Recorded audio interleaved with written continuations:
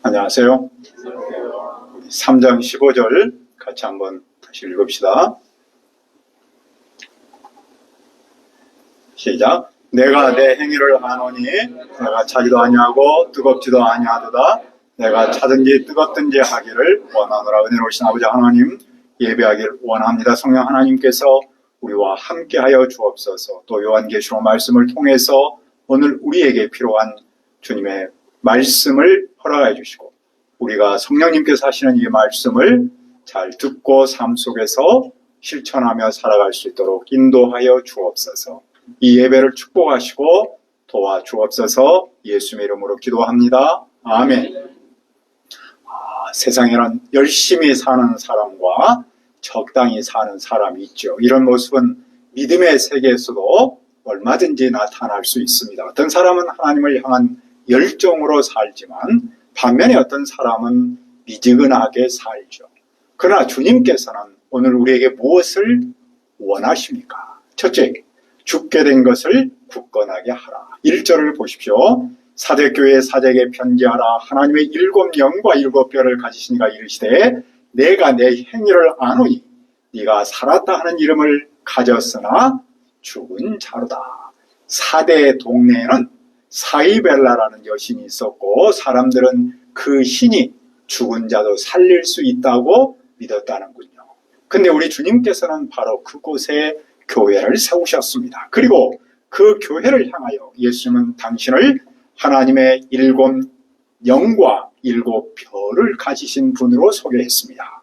7 영은 하나님의 성령님을 말하고 7 뼈는 교회의 지도자들이죠. 그러니까 우리 주님은 성령님과 함께 하시고 교회의 지도자들과 함께 하십니다. 그 예수님은 사대교회의 모든 행위를 아셨습니다. 사람들의 눈에는 살아있는 교회처럼 보였지만 주님의 눈에는 죽은 교회였습니다. 겉모습은 살아있었지만 실상 안을 보았더니 생명력이 없었습니다. 그런 그들은 무엇을 해야 합니까? 2절을 보십시오. 너는 일깨어 그 남은 바 죽게 된 것을 굳건하게 하라. 내 하나님 앞에 내 행위의 온전한 것을 찾지 못하였느니. 여기서 그 남은 바 죽게 된 것은, 이 말은 나만은 있는데 지금 점점 죽어가고 있다는 말입니다. 그것은 무엇이겠어요? 그것은 그들이 받았던 말씀과 그들이 가졌던 믿음의 삶이라고 할 수 있겠죠. 그들은 영적으로 깨워서 남아있지만 죽어가고 있는 말씀과 믿음을 굳건하게 해야 합니다. 왜냐하면 주님께서 보시기에 그들의 행위가 하나님 앞에서 온전하지 않았기 때문입니다. 사람의 평가는 그들의 믿음이 살아있었지만 하나님 앞에서는 그들이 죽어 있었습니다. 사람의 평가보다도 중요한 것은 하나님의 평가이죠. 그러면 어떻게 죽어가는 것을 굳건하게 할 수 있습니까? 3절은 3가지를 말씀합니다. 첫째로 그들은 어떻게 말씀을 받았고 어떻게 말씀을 들었는지를 기억해야 합니다. 그들은 처음 말씀을 듣고 감격했던 순간을 다시 떠올려야 합니다. 그러니까 그들은 처음으로 다시 돌아가야 한다는 것이죠. 이 대목에서 우리는 에베소 교회에게 주님께서 하셨던 말씀을 기억할 수 있죠. 어디서 떨어졌는지를 생각하고 회개하여 처음 행위를 가지라. 둘째로 그들은 처음 들었던 그 말씀을 지켜야 합니다.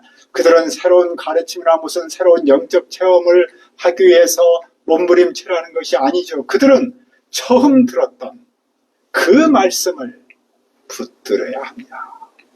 셋째로 그들은 회개해야 합니다. 회개는 마음과 삶의 방향을 하나님께로 돌이키는 것이죠. 그러니까 그들은 형식적인 믿음에서 살아있는 믿음으로 사람 앞에서 살았던 삶을 이제는 하나님 앞에서 사는 삶으로 바꾸라는 겁니다. 그러면 그 남은 바 죽게 된 그것을 굳건하게 할 수 있습니다. 그러니까 우리의 말씀 생활과 믿음이 약해졌다고 해서 모든 것이 끝난 것은 아니죠. 아직 남아있는 그 작은 말씀을 우리는 다시 살릴 수 있습니다. 어떻게 해요? 우리가 처음 받은 말씀을 기억하고 그 말씀을 다시 붙들며 주님께로 돌아가면 되는 겁니다. 그러나 만일 깨어있지 않으면 어떻게 됩니까? 주님이 도둑같이 이릅니다. 도둑은 뭐예요? 사람이 예상하지 못할 때 찾아오죠. 이처럼 주님도 우리가 아무런 준비를 하고 있지 않을 때 찾아올 수 있습니다. 준비하지 않은 사람은 주님을 만날 수 없습니다. 그러나 사대에 어떤 사람이 있었습니까? 4절을 한번 읽어볼까요? 시작. 그러나 사대에 그 옷을 더럽히지 아니한 자 몇 명이 내게 흰 옷을 입고 나와 함께 다니리니 그들은 합당한 자인정거라. 옷은 그 사람의 신분을 나타내죠. 즉 믿음과 또 정체성 이런 것들을 말하잖아요. 옷을 더럽히지 않았다는 말은 그러니까 그 사람의 하나님의 사람으로서 정체성을 지켰다는 뜻이죠. 세속의 문화에 물들지 않았다는 말입니다. 그리고 흰 옷은 승리와 영광을 상징합니다. 당시 로마 장군이 전쟁에서 이기고 돌아오면 신의 카페레드를 했겠죠. 결국 이제 말 퍼레이드. 그런데 그때 흰 옷을 입었다는 겁니다. 그것은 바로 승리와 영광을 사람들한테 보여주는 겁니다. 비록 사대교회 전체는 영적으로 죽어가고 있었지만 끝까지 믿음을 지킨 몇 사람이 있었습니다. 주님은 그들에게 흰 옷을 입히시고 진이 함께 걷습니다. 그것은 그들의 공로 때문이 아니라 끝까지 믿음을 지킨 그들을 주님께서 인정하셨다는 표현이죠. 주님은 이 약속을 모든 이기는 자에게 주십니다. 주님은 그 사람의 이름을 생명책에서 절대 지우지 않습니다. 더 나아가 예수님은 하나님 아버지와 천사들 앞에서 그의 이름을 안다고 하십니다. 세상이 인정하는 것이 중요한 것이 아니라 우리 주님께서 우리를 안다고 인정해 주는 것이야말로 얼마나 영광스럽고 분명한 은혜입니까? 그러므로 귀는 있는 자는 성령님께서 교회 하시는 말씀을 들어야 합니다. 우리는 깨어있어서 죽어가는 믿음을 굳건하게 하고 끝까지 믿음을 지켜서 주님께 인정받는 그런 교회로 자라야 합니다. 또 교회가 드려야 할 말씀은 무엇입니까? 둘째, 작은 능력으로도 말씀을 지키라. 7절을 보십시오. 빌라델비아 교회의 사자에게 편지하라. 거룩하고 진실하사 다윗의 열쇠를 가지신 이 곧 열면 닫을 사람이 없고 닫으면 열 사람이 없는 그가 이르시되 거룩하고 진실하신 예수님 그리고 다윗의 열쇠를 가지신 예수님이 이제 빌라델피아 교회에 말씀하십니다. 유다 왕 히스기야 시대에 하나님은 엘리야김에게 다윗의 집 열쇠를 관리하도록 맡겼습니다. 왕궁 열쇠를 관리한다는 것은 그 왕궁을 누가 들어가고 누가 들어가지 못하는가를 철저하게 하는 그런 절대적 권한을 말합니다. 이처럼 예수님은 하나님 나라에 들어갈 자와 들어갈 수 없는 자를 결정하는 분입니다. 우리가 알고 있듯이 예수님만이 하나님 나라에 이르는 유일한 길이죠. 그 주님이 빌라델비아 교회가 하신 말씀 무엇입니까? 8절입니다. 볼지어다 내가 내 앞에 열린 문을 두었으니 능히 닫을 사람이 없으리라. 내가 내 행위를 아니 네가 작은 능력을 가지고서도 내 말을 지키면 내 이름을 배반하지 아니하리라. 주님은 그들 앞에 열린 문을 두셨습니다. 이것은 하나님 나라로 들어가는 구원의 문이며 생명의 문입니다. 그 문을 닫을 사람이 없습니다. 주님 또한 그들에게 행위를 알고 계십니다. 그들은 작은 능력을 가지고 있었습니다. 작은 능력은 당연히 교회의 규모도 작고 사적 영향력도 크지 않고 물질적으로도 가난했다는 뜻입니다. 그런데 그들은 그렇게 연약했음에도 불구하고 주님의 말씀을 지켰고 주님의 이름을 배반하지 않았습니다. 그런 교회를 위해 주님은 무엇을 하십니까?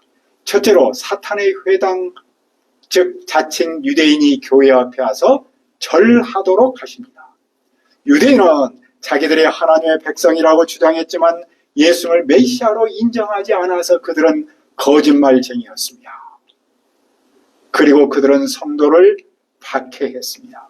그러나 주님은 그들 가운데서 몇 사람을 뽑아서 빌라델피아 교회 앞에 와서 절하도록 복종하도록 했습니다. 그리고 예수님께서 이 교회를 사랑하고 있다는 사실을 그들에게 널리 알리셨습니다. 둘째로 교회를 지켜 시험의 때를 면하도록 하십니다. 빌라델비아 교회는 예수님이 가르친 인내의 말씀을 지켰습니다. 그들은 박해 속에서도 환경을 탓하지 않고 끝까지 말씀을 지키며 인내했습니다. 그래서 주님도 그들을 지켜서 장차 온 세상에 임할 그 시험의 때에서 그들을 벌을 면하게 해주십니다. 그러니까 빌라델비아 교회가 주님의 인내의 말씀을 지키니 주님께서도 그들을 시험에서 지켜주십니다. 그리고 주님은 그들에게 속혀십니다. 그러므로 그들은 인내의 말씀을 굳게 잡아서 아무도 면류관을 뺏어가지 못하도록 해야 합니다. 우리가 삶의 현장에서 시험 자체를 피할 수는 없습니다. 하지만 인내의 말씀을 굳게 잡으면 주님께서 우리를 지키십니다. 그리고 그 시험을 이기게 하십니다. 주님은 이기는 자에게 무엇을 약속합니까? 성전의 기둥이 되게 합니다.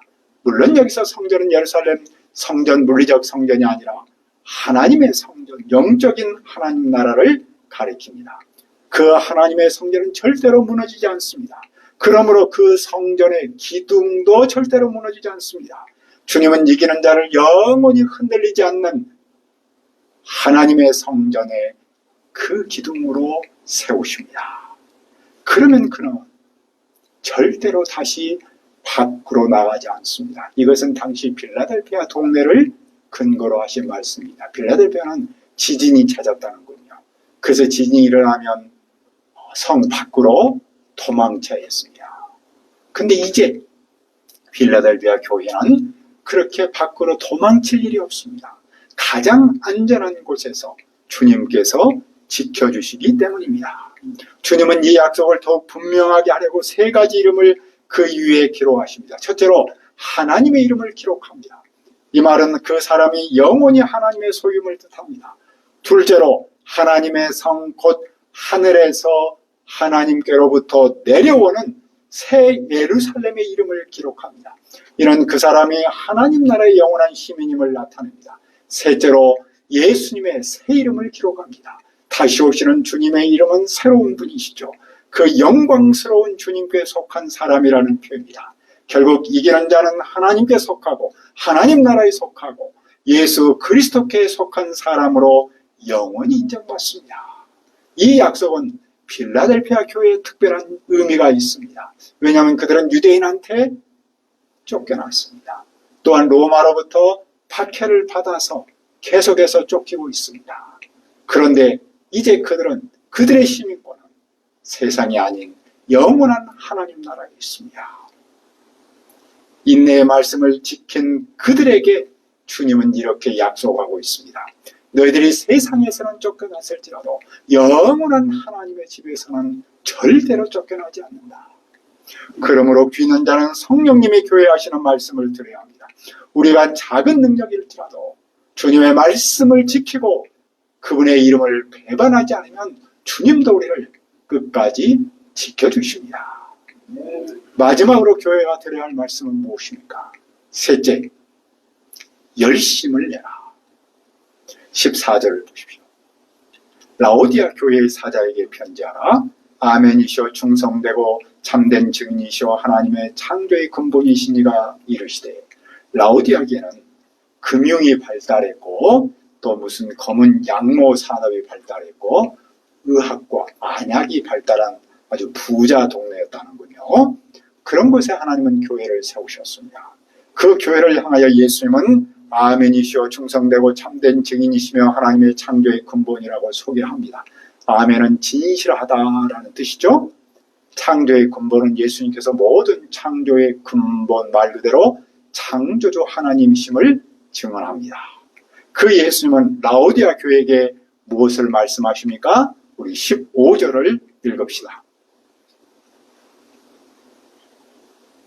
시작. 내가 내 행위를 아노니 네가 차지도 아니하고 뜨겁지도 아니하도다. 내가 차든지 뜨겁든지 하기를 원하노라. 이 말씀은 당시 라오디아의 물을 배경으로 한 비유입니다.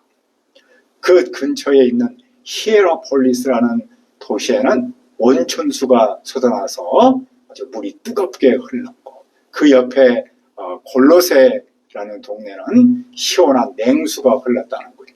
그런데 이 라오디아 교회는 히에라폴리스에서 나오는 그 뜨거운 물을 수로로 받아서 써서 여기까지 오다 보면은 온도가 이제 낮아져서 물이 아주 맹숭맹숭해졌다고 해요. 뜨거운 물은 일반적으로 치유에 유익했고 또 차가운 물은 갈증에 이렇게 도움이 되잖아요. 그런데 상대적으로 미지근한 물은 사람 기분만 언짢게 하지요. 주님은 바로 이 모습을 빗대어서 말씀합니다. 네가 차든지 뜨겁든지 차든지 하라. 그런데 이 말씀에서 주님은 둘 중에 하나를 선택해라 그런 뜻이 아니고 의미는 뜨거워라는 말입니다. 이 말씀은 구약의 엘리야 선지자가 갈멜산에서 외쳤던 말씀을 떠올리게 하죠. 엘리야는 바알 선지자 450명하고 이세벨 그 아세라 선지자 400명을 갈멜산에다 모아놓고 백성들이 오니까 이렇게 외쳤잖아요. 바알이 하나님은 바알을 따르고 여호와가 하나님은 여호와를 따르라.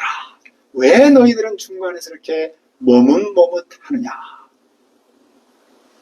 이 말씀이 바알을 따르든지 여호와를 따르든지 그 말이 아니죠. 머뭇하지 말고 여호와를 따르라라고 강력하게 호소했던 겁니다. 예수님도 뜨겁든지 차갑든지 하라는 말씀은 너희들이 뜨거워라는 말을 강하게 하고 있는 겁니다. 그래서 16절은 엄중하게 이렇게 공격합니다. 네가 이같이 미지근하여 뜨겁지도 않고 차지도 아니하면 내 입에서 너를 토하여 버리리라. 미지근하면 이것도 저것도 아닌 사람, 무관심한 사람 말합니다. 그것은 믿음이 없는 사람이 아니라 열정이 식은 사람이죠. 예배하지만 감격이 없고 말씀은 듣지만 순종하지 않고 믿음은 있지만 삶에는 변화가 없는 상태입니다. 그것은 요즘 말로 하면 무늬만 있는 신자, 수박신자라고 할 수 있겠죠. 공동체에서 주변으로 사는 사람이라고 할 수 있겠습니다. 그러니까 주님은 미지근한 사람을 그 입에서 토하여 버림으로써 주님께서 우리에게 원하시는 믿음은 무엇이겠습니까? 그것은 당연히 주님과의 관계에서 뜨겁기를 바랍니다. 주님은 오랫동안 교회를 왔다 갔다 하는 것이 중요한 것이 아니라 주님을 향해서 얼마나 뜨거운가를 강조하고 계십니다. 그러니까 뜨거운 열정, 뜨거운 헌신, 그런 뜨거운 사람을 주님이 원하신다는 거죠.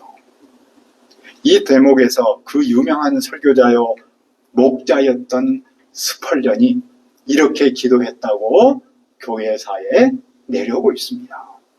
주님, 제게 12명의 뜨거운 심령을 주십시오. 그러면 런던을 바꾸겠습니다. 양반은 1800년대에 사셨던 분이에요. 그러나 마음을 절반만 드리고 결단도 없고 관심도 없는 사람을 주신다면 제가 무엇을 할 수 있겠습니까? 미지근한 교인 5,000명은 5,000개의 장애물입니다. 미지근한 것보다는 차라리 아무것도 없는 것이 낫습니다. 그러니까 그 위대한 스펄전도 미지근한 사람을 걸림돌에 비유했습니다. 뜨거운 사람이 아마 앞으로 나아가려고 할 때 미지근한 사람이 그 발목을 붙잡는다고 생각했던 것이겠죠. 그도 그럴 것이 믿음의 열정이 다르면 충돌할 수밖에 없을 겁니다. 오늘 우리 시대의 캠퍼스와 이웃 사이에 필요한 사람도 바로 뜨거운 사람이 아니겠습니까? 주변 사람이 아니고 무관심한 사람이 아니고 발목 잡는 사람이 아니라 뜨거운 사랑, 뜨거운 열정, 뜨거운 헌신, 그런 사람이 바로 필요한 시대라고 할 수 있겠죠. 그렇다면 먼저 우리가 이런 뜨거운 사람으로 자라야 합니다. 그리고 더 나아가서 우리 교회에 이런 뜨거운 사람을 보내주시도록 기도해야 합니다. 그러면 뜨거운 사람이 되려면 어떻게 합니까? 먼저 자신의 참모습을 알아야 합니다. 당시 라오디아 교회는 나는 부자라 부유하여 부족한 것이 없다라고 생각했습니다. 그도 그럴 것이 그들은 겉으로 부자였습니다. 그러나 주님께서는 그들을 향해서 너야말로 곤고하고 가련하며 가난하고 눈멀고 벌거벗은 자라고 충격적인 말씀을 하십니다. 그러니까 그들이 생각하는 부자와 주님이 말씀하시는 부자의 대단한 거리감이 있었던 것이죠. 그들의 가장 큰 문제는 가난한 것이 아니라 자기가 가난하다는 사실조차를 깨닫지 못하는 그 점이 있었습니다. 즉 자신의 영적 실상을 보지 못했다는 것이죠. 그래서 주님은 그들에게 세 가지 처방을 주십니다. 18절을 한번 읽어봅시다. 시작. 내가 너를 고난이 내게서 불러 연단한 금을 사서 부요하게 하고 흰옷을 사서 입어 벌거벗은 수치로 보이지 않게 하고 안약을 사서 눈에 발라 보면, 이 말씀에서 가장 중요한 표현은 내게서입니다. 주님께. 주님은 라우디아 사람들이 의지하던 세상의 부요를 버리고 오직 예수님께 오라라고 초청하십니다. 첫째로 그들은 불러 연단한 금을 주님에게서 사야 합니다. 불러 연단한 금은 말 그대로 순금을 말하는데 이것은 순수한 믿음을 표현하고 있겠죠. 라우디아는 금융으로 부자 동네라고 했습니다. 그런데 그들은 가난합니다. 그러므로 그들이 부자가 되기 위해서는 주님께 와서 순수한 믿음을 다시 사야 합니다. 둘째로 그들은 흰옷을 주님에게서 사야 합니다. 라우디아는 검은 양모가 매우 발달했다 그랬죠. 그러나 그들은 벌거벗어 있습니다. 그들이 주님께 와서 새 옷을 사야 합니다. 그 새 옷을 보통 주님께서 우리에게 주시는 의로움이라고 부릅니다. 그들이 주님의 의로움으로 부끄러운 모습, 벌거벗은 모습을 감춰야 합니다. 셋째로 그들은 안약을 주님에게서 사서 눈에 발라야 합니다. 이 동네가 안약, 의술이 매우 발달했다 그랬죠.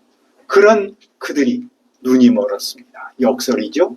이제 그들은 주님께 와서 주님이 주시는 약을 눈에 바르고 눈을 떠야 합니다. 영적 분별력을 가져야 합니다. 그러니까 미지근함을 뜨거움으로 바꿀 수 있는 유일한 길은 주님께로 나가는 겁니다. 그래서 주님은 19절에서 이렇게 말씀합니다. 물은 내가 사랑하는 자를 책망하여 징계하노니 그러므로 네가 열심을 내라 회개하라. 책망은 말씀으로 잘못을 깨우치는 거고 징계는 삶으로 훈련하는 겁니다. 주님께서 이렇게 하시는 이유는 그들을 사랑하기 때문입니다. 무관심이야말로 사랑의 반대이죠. 사랑하는 사람의 잘못을 보면 절대 가만히 있지 않지요.